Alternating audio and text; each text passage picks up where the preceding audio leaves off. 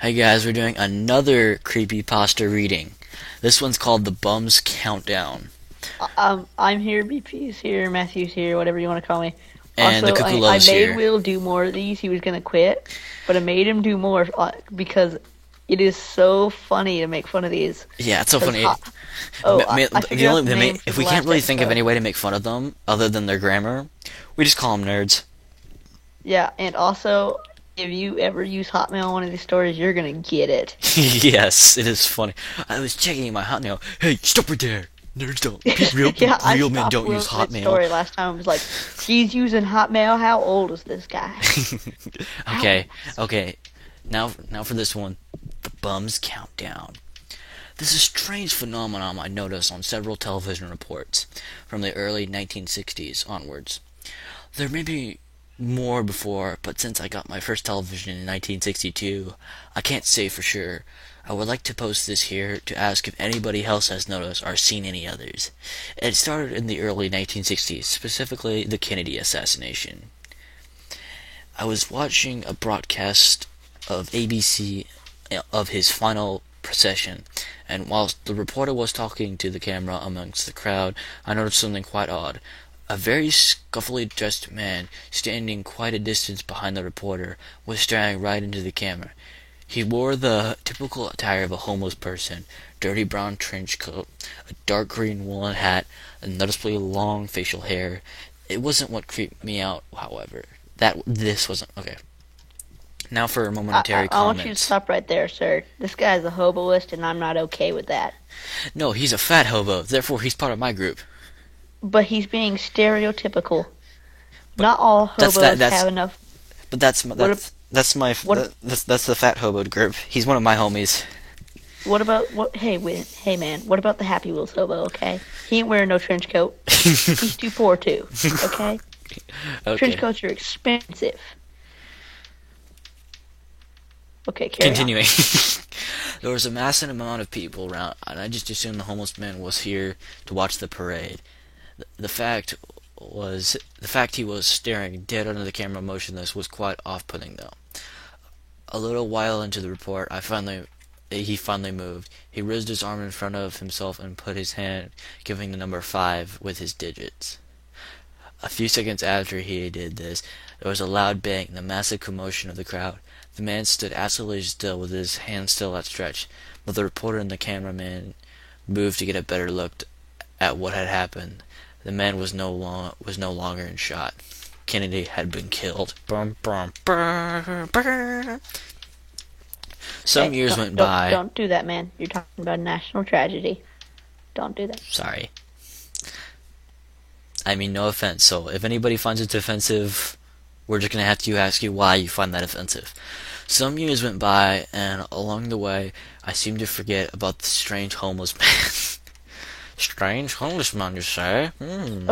Okay. Again with the hoboist thing, I'm gonna bring up.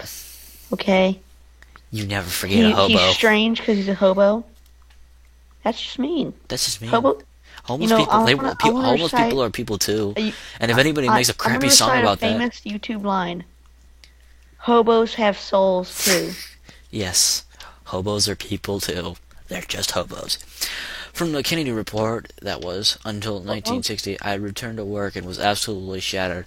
My oh, wife was laying out our evening meal, and I was just catching up on current events on TV.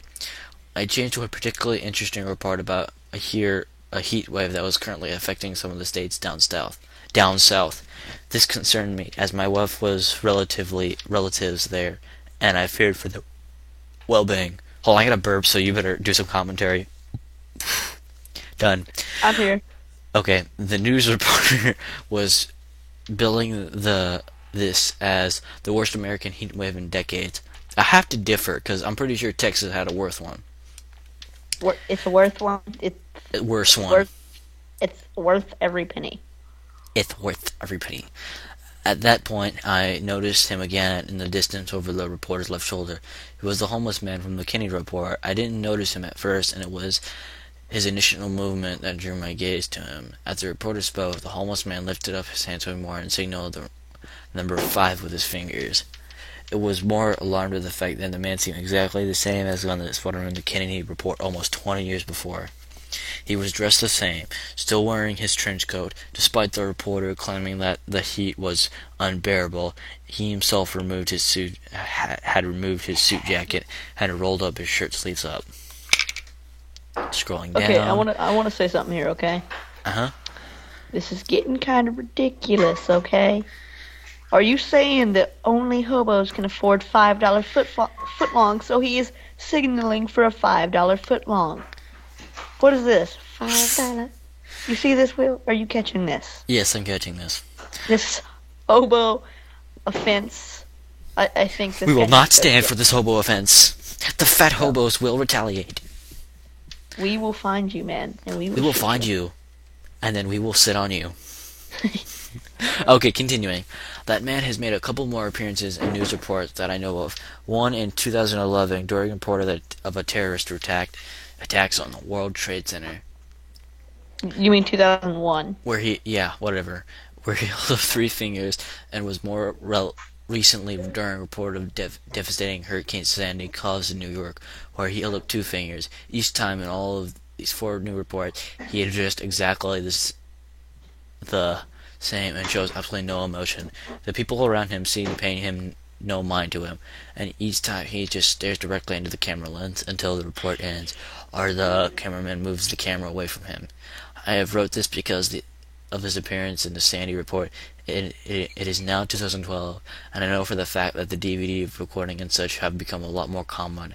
I've never owned a recording device myself, so I haven't been able to capture the man in any report.